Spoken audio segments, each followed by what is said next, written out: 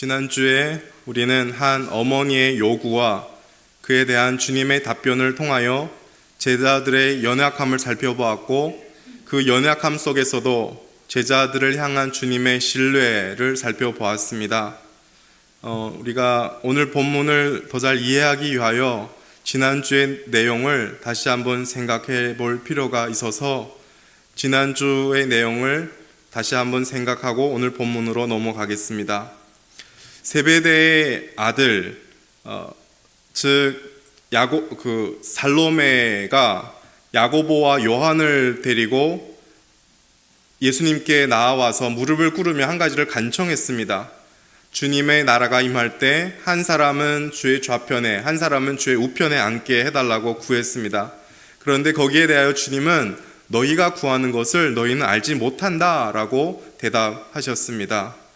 즉 야고보와 요한은 주님의 나라가 임하게 된다는 믿음은 갖고 있었습니다.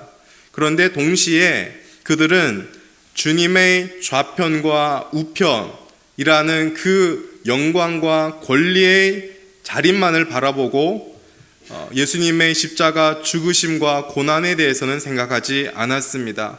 즉 그들 속에는 믿음도 있지만 어리석음과 무지함도 있었습니다. 주님은 그런 어리석고 무지한 제자들의 문제점을 지적하면서 한 가지 그들에게 진정한 복음이 무엇인지 가르쳐 주셨습니다. 예수님은 야고보와 요한에게 이렇게 질문했습니다. 내가 마시려는 잔을 너희가 마실 수 있느냐? 여기서 예수님께서 말씀하셨을 때 이 잔은 고난과 심판과 죽음의 잔이었습니다. 야고보와 요한은 이 잔의 의미를 이해하지 못한 채로 그저 마실 수 있다라고 대답했습니다. 그러자 예수님께서는 이 두 제자에게 너희가 과연 내 잔을 마실 것이다 라고 긍정적으로 말씀해 주셨습니다. 여기서 우리는 알 수 있는 것은 복음은 주님의 영광에 동참하려면 주님의 잔도 반드시 마셔야 한다라고 말씀합니다. 예수님을 따르는 자는 반드시 예수님의 영광에 동참할 것이지만 그 이전에 예수님의 고난과 죽으심에도 참여해야 한다라는 말씀입니다. 주님은 영광과 권리만을 강구했던 이 두 제자의 어리석고 무지한 모습에도 너희는 결코 내 잔을 마실 것이다 이렇게 믿어주고 신뢰를 표했습니다. 연약함 속에서도 주님은 제자들을 포기하지 않으셨고 신뢰하셨습니다. 그리고 우리는 이미 야고보와 요한의 인생을 통하여 주님의 신뢰가 맞다는 것을 우리는 알 수 있습니다. 야고보는 최초로 순교를 당했고, 사도 중에서 최초로 순교를 당했고, 요한은 오랫동안 살면서 성도의 그 투쟁을 끝까지 했습니다. 오늘도 주님을 믿는 자들은 누군가는 한순간의 그 순교를 통하여 주님의 잔에 동참할 것이고, 누군가는 오랫동안 살면서 일상의 삶 속에서 성도라는 신분에 맞게 하루하루를 살아가면서 부딪히는 삶의 그 여러 가지 어려움을 감당하면서 예수님의 잔에 동참할 것입니다. 비록 때론 실패할지라도, 때론 우리가 주님의 잔에 동참하는 것을 우리가 때론 잊어버릴지라도, 우리가 잘못 생각할지라도, 우리에게 그런 무지가 있을지라도 주님은 우리를 믿어주시고 우리에게 너도 내 잔을 마실 것이다 라고 말씀하고 있습니다. 즉 주님은 우리도 주님의 잔에, 주님의 삶에 동참할 것이다 라는 말씀을 우리의 실패와 상관없이 여전히 말씀해 주신다는 것입니다. 그리고 오늘 본문은 주님의 삶에 동참하는 구체적인 한 가지 모습을 우리에게 보여주고 있습니다. 24절 말씀인데요. 24절 말씀 보겠습니다. 열 제자가 듣고 그 두 형제에 대하여 분이 여기거늘. 앞서 살로메가 요한과 야고보를 데리고 주님의 좌우편에 앉게 해달라고 무릎 꿇고 간구했습니다. 그리고 이 사실을 나머지 그 10명의 제자가 전해 들었습니다. 전에 듣고 나서 이 두 형제에게 굉장히 분노한 것입니다. 이 열 제자가 마치 야고보와 요한에게 이렇게 분노하는 것과 같습니다. 어떻게 그럴 수가 있어? 너희가 구하는 그 자리가 어떤 자리인데 우리를 군림하는 그 자리잖아. 어떻게 우리를 무시하고 니네들만 그 좋은 자리에 앉으려고 하는 거야. 너무 이기적이잖아. 그 자리는 너희가 앉는 자리가 아니야. 우리가 앉는 자리지. 어디 감히 나의 자리를 빼앗는 거야. 약간 그렇게 분노하는 것 같습니다. 즉 10명의 이 제자들도 앞서 요한과 야고보와 다름없이 모두 다 예수님의 그 좌 우편을 영광과 권리의 자리로 생각했고 모두가 그 자리에 앉고 싶었던 것입니다. 여러분, 12명의 제자들은 예수님의 특별한 부르심을 받았고 예수님과 가장 가깝게 옆에서 보고 듣고 배웠던 참된 제자들입니다. 그리고 마태복음 18장에 앞으로 가보면 바로 그 얼마 전에 제자들은 누가 더 크냐 하는 문제를 두고 서로 한번 다툰 적이 있습니다. 그때 예수님께서는 한 어린아이를 딱 데려다가 제자들에게 시청각 교육을 한번 했습니다. 이 어린아이처럼 되지 않는다면 천국에 들어갈 수 없다. 이 어린아이 같이 자기를 낮추는 자가 천국에서 가장 크다. 이미 앞서 한번 가르친 바가 있습니다. 그럼에도 이 참된 제자들 속에 여전히 높아지려고 하고 다른 사람이 높아지는 것을 보면 분개하는 이 모습을 오늘 본문을 통하여 볼 수 있습니다. 그리고 그 중심에는 사실 교만이라는 것이 자리 잡고 있는 것입니다. 다른 사람보다 내가 더 낫고 내가 최고다 라는 생각 때문에 다른 사람이 그 높은 곳에 올라가는 것을 생각하면 못 견디고 분개한 것입니다. 이처럼 교만은 예수를 믿고 말씀을 듣고 오랜 시간 신앙생활 했다고 사라지는 것이 아닙니다. 제자들은 예수님 곁에서 늘 보고 배우고 듣고 이렇게 했음에도 불구하고 그들의 마음속에는 똑같이 교만한 마음이 있다는 것을 보게 됩니다. 어떤 분이 이런 말을 했습니다. 교만은 인간의 마음에 매우 단단하게 고착되어 있는 악덕이다. 만일 우리 자신으로부터 모든 허물을 하나씩 벗어낸다 해도 틀림없이 교만을 벗어버리는 일이 마지막까지 남고 몹시 어려운 것을 깨닫게 될 것이다. 교만은 인간의 마음속에 고착되어 있는 죄악이고 이 교만은 해로운 것이다 라는 말입니다. 우리는 인간의 교만을 가장 먼저 아담과 하와의 모습 속에서 볼 수가 있습니다. 하나님께서 천지를 아름답게 창조하신 후에 아담과 하와도 아름답게 창조하셨지요. 그리고 하나님이 창조한 모든 것을 누리며 살도록 하셨습니다.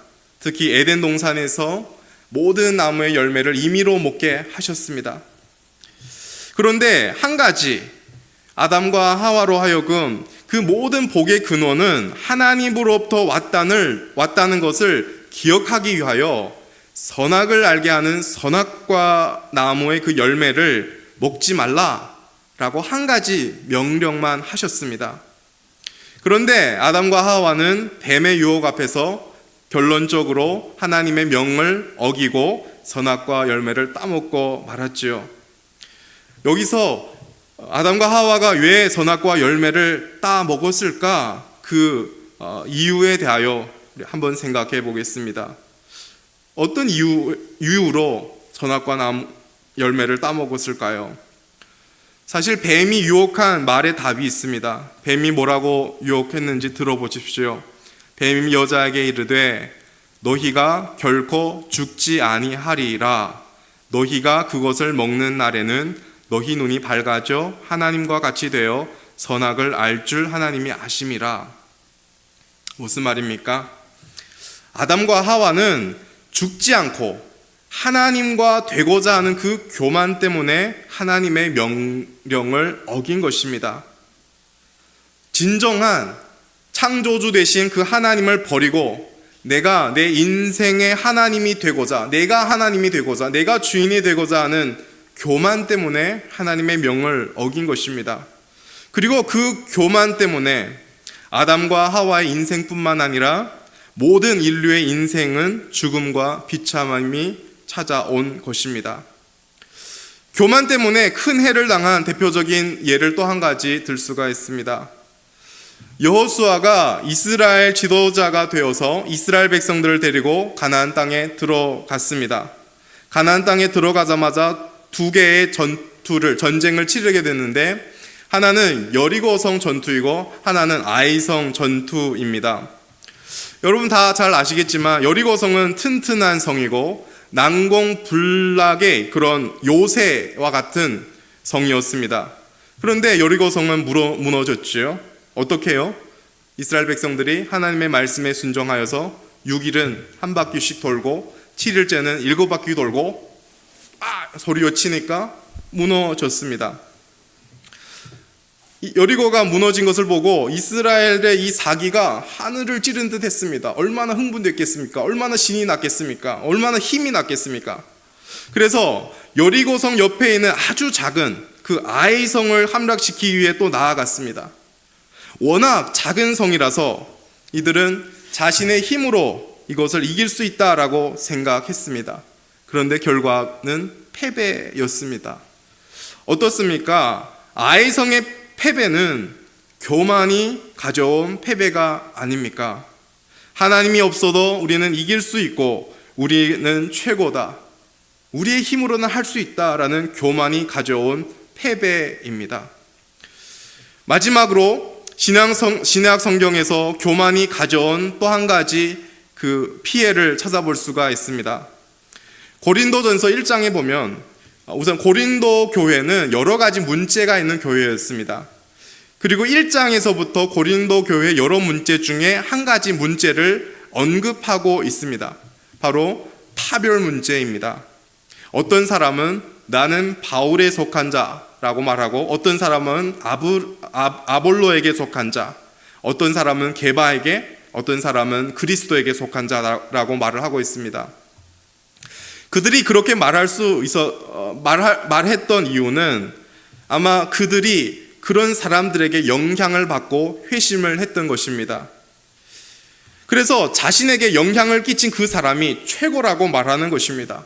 그 사람이 최고고 내가 그 사람의 영향을 받았기 때문에 내가 속해 있는 이 파가 최고다라고 말하는 것입니다. 어찌 보면 그 중심에는 교만이 자리 잡고 있는 것이 아닐까요? 우리가 최고이고 다른 사람은 나중이다라는 교만함입니다. 그리고 그런 교만함 때문에 고린도전서 1장 10절에 뭐라고 되어 있냐면 형제들아 내가 우리 주 예수 그리스도의 이름으로 너희를 권하노니 모두가 같은 말을 하고 너희 가운데 분쟁이 없이 같은 마음과 같은 뜻으로 온전히 합하라. 즉 그런 교만함으로 말미암아 고린도 교회 성도들의 마음이 갈라졌고 분쟁이 일어났으며 파당이 생겼다라고 말합니다. 교회 안에서 교만이 가져온 큰 해는 마음을 갈라놓고 분쟁을 일으키며 파당을 만든다라는 것입니다. 오늘 본문에서 제자들의 마음속에 이 교만함이 자리 잡고 있었고 교만으로 인한 높은 자리를 탐하고 있었습니다. 예수님의 참된 제자들의 이런 모습은 단지 저들만의 모습이 아니라 오늘날 저와 여러분의 모습은 아닐까요? 다른 지체가 리더의 자리에 앉으면 왠지 모르게 분노하게 되고 저 사람이 못마땅하고 내가 더 자격 있는 것처럼 느껴질 때가 있지는 않으신지요? 한 가지 예로 한국 교회에 보편적으로 직분을 마치 계급장으로 생각하는 경향이 있습니다. 성도라는 이 아름다운 명칭보다 집사라는 이 명칭을 더 선호해서 집사가 더 위에 있는 것 같고 집사보다 장로를 더 높게 생각하는 편입니다.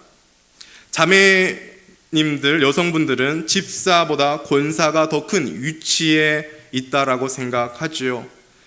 물론 다는 아니겠습니다만 그렇게 생각하는 분들이 한국 교회 내에 많이 있습니다.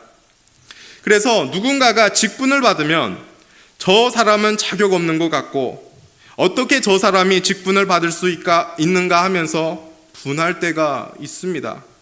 동시에 나도 그 직분을 받아서 그 자리에 있고 싶어하는 마음이 있습니다.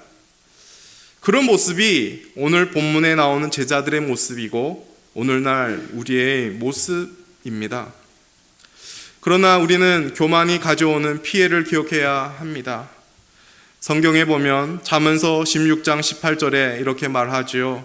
교만은 패망의 선봉이요 거만한 마음은 넘어짐의 앞잡이니라.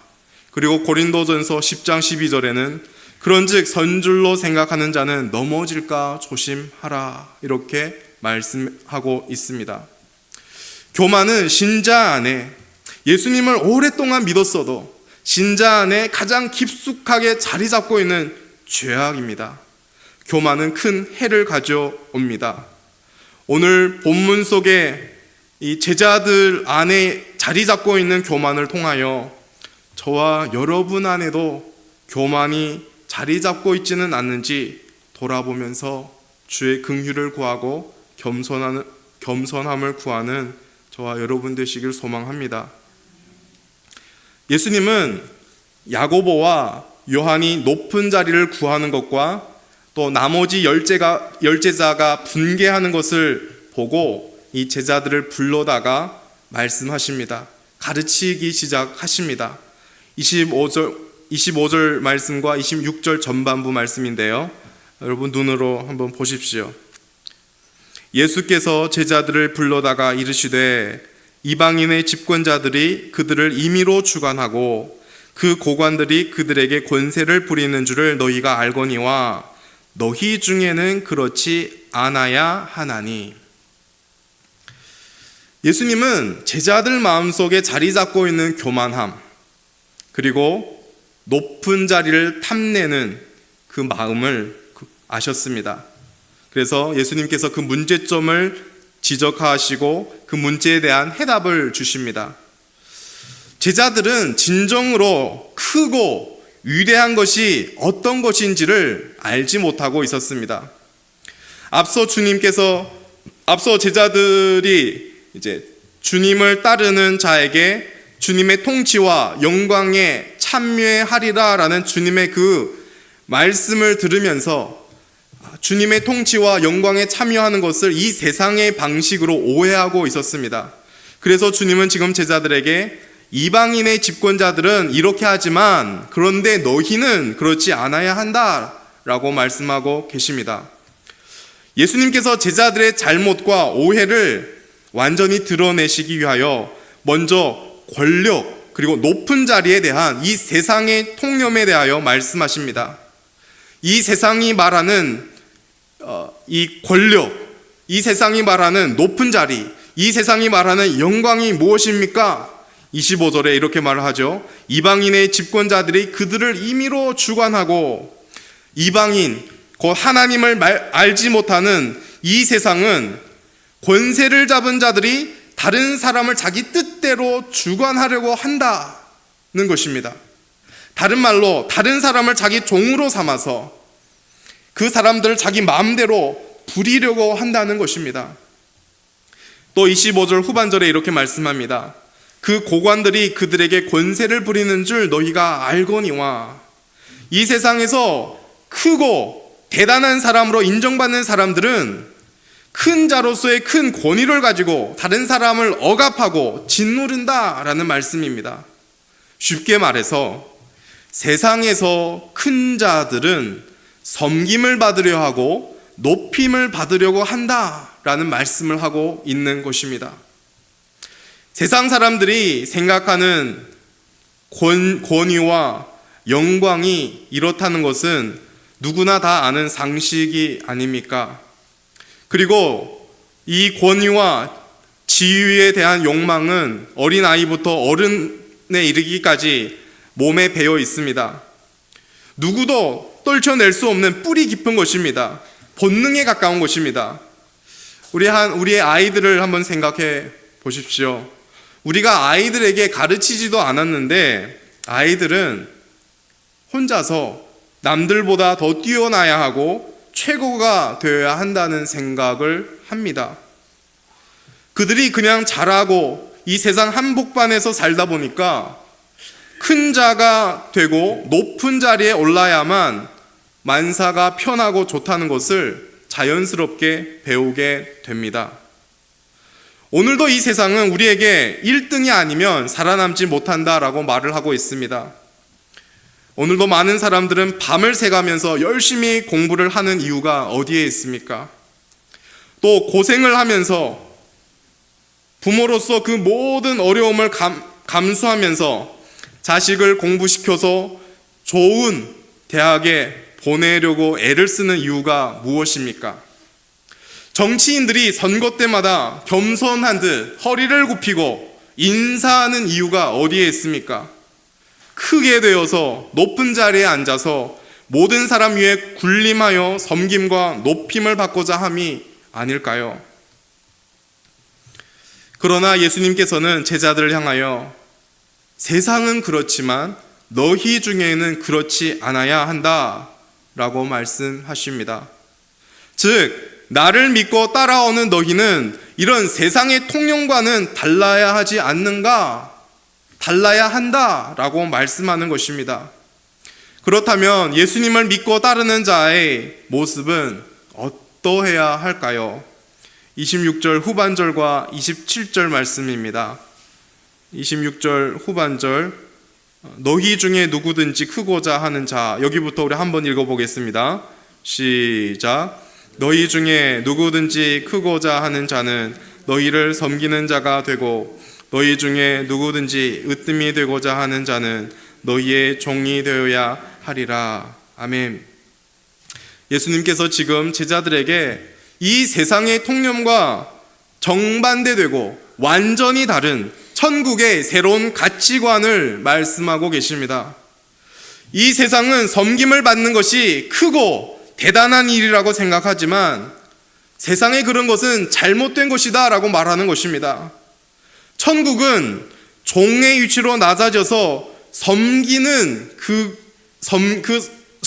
자체가 대단한 것입니다.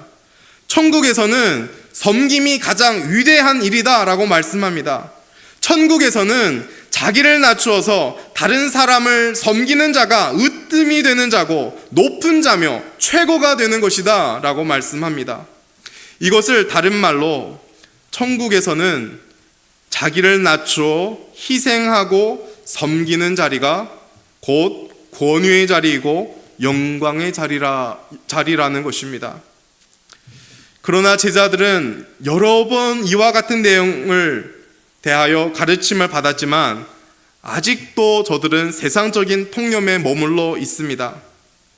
세상적인 통념으로 권위와 영광을 바라보고 있습니다. 세상적인 통념으로 그 권위와 영광과 높은 자리를 바라보기 때문에 거기에는 섬김과 수고와 고난과 희생이 들어설 자리가 없습니다. 예수님을 믿는 자는 천국에 속한 자입니다. 천국에 속한 자는 세상 통념과 다른 천국 가치관으로 살아가는 자들입니다.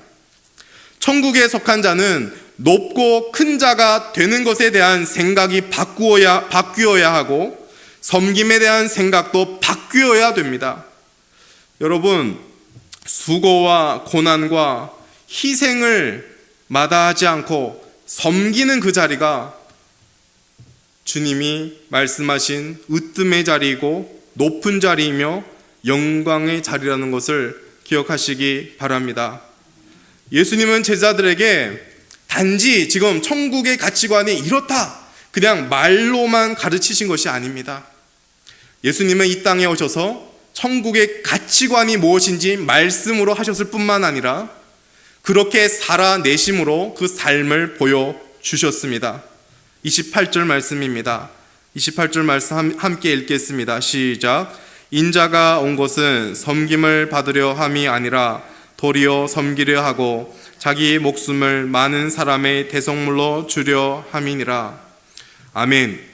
예수님은 만왕의 왕이시고 만주의 주로서 가장 높으시고 가장 크신 분이십니다. 예수님은 마땅히 모든 피조물로부터 경배와 섬김을 받아야 합니다. 그러나 가장 크시고 높으시고 섬김을 받아야 하는 그분이 낮고 낮은 이 땅에 오셨습니다. 이 땅에 오신 이유는 섬김을 받기 위함이 아니라 섬기기 위해서 오셨다라고 합니다. 예수님의 공생의 사역을 생각해 보십시오. 예수님이 이 땅에서 사역하시면서 쉴 틈 없이 천국 말씀을 가르치셨습니다.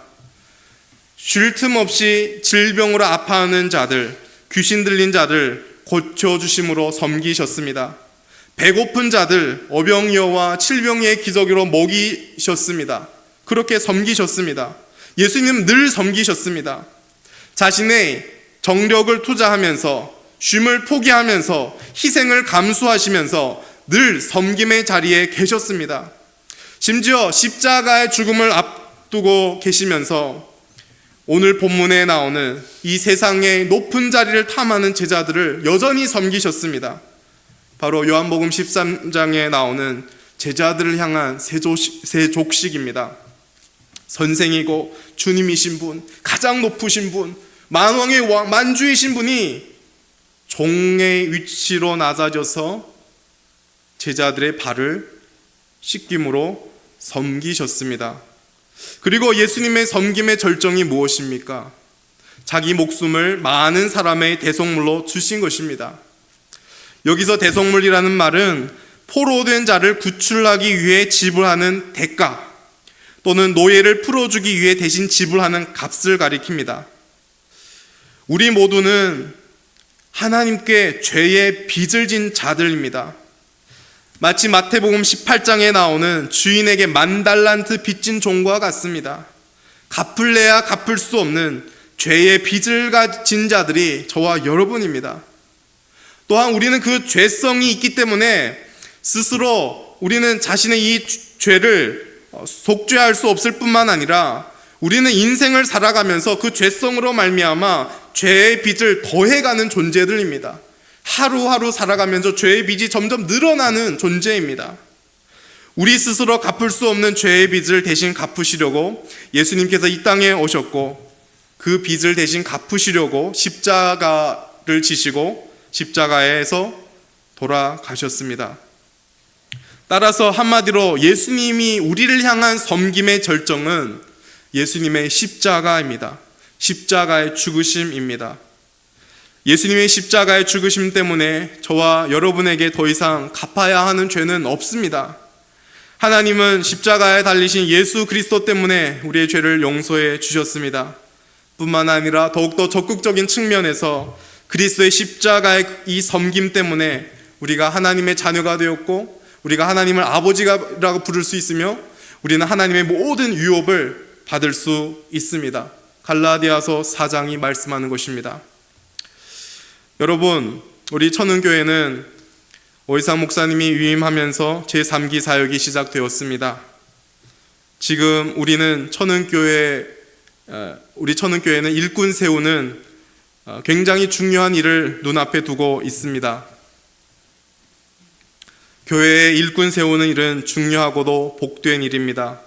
그런데 목사님 전에도 말씀하셨지만 일꾼 세우면서 모순이 생기고 교회가 분열하는 상황도 있었다고 하셨습니다.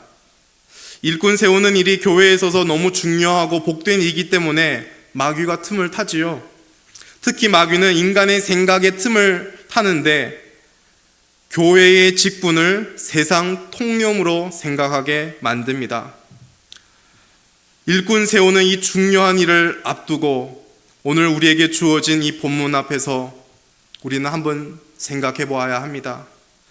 이미 직분을 받은 여러분, 그리고 앞으로 누구든지 이 직분을 받게 될 텐데 이 직분에 대하여 우리는 깊이 오늘 본문 앞에서 생각해 보았으면 좋겠습니다. 세상의 기업 안에는 여러 가지 직분이 있고 이 직분을 따라서 계급이 나뉘어집니다. 우리는 직분을 통하여 계급을 알 수 있습니다.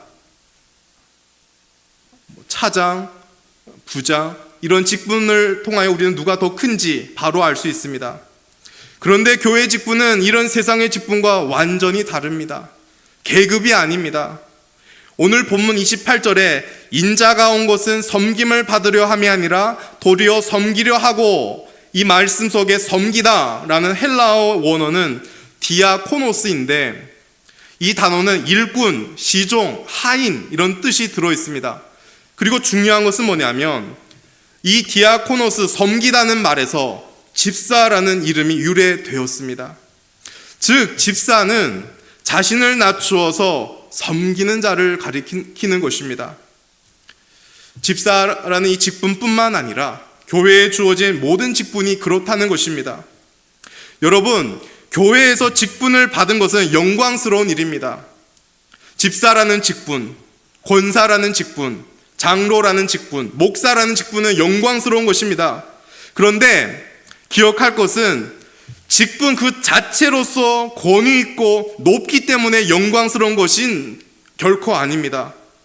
오직 직분에 합당한 섬김으로 나아갈 때, 섬김의 자리에 계실 때 그 직분이 권위 있는 것이고 높은 것이며 영광스러운 것입니다. 우리 함께 천흥의 일꾼 세우는 일을 계속하여 기도해야 합니다. 또 함께 직분을 받은 자로서 우리는 섬기는 자리로 나아가고자 애써야 하며 섬김의 모습으로 가득 찬 우리 천흥교회와 제3기 사역을 꿈꾸어 보았으면 좋겠습니다. 말씀을 맺겠습니다. 온 세상에서 가장 크고 높으신 분 예수님이 저와 여러분을 섬기셨습니다. 십자가 지시고 죽으심으로 우리의 죄가 용서받았고 우리가 천국의 백성들이 되었습니다. 그리고 오늘뿐만 아니라 예수님이 승천하시면서 우리를 도와주실 성령님을 보내주셨고 오늘도 예수님은 하나님 우편에서 우리를 위하여 중보 기도하면서 여전히 우리를 섬기고 계십니다. 천국 백성으로 부르심 받은 여러분, 섬기는 자리가 높은 자리이고 섬김의 모습이 영광의 모습임을 기억하여 날마다 섬김의 그 영광에 동참하는 저와 여러분들이 되시기를 예수님 이름으로 축복합니다.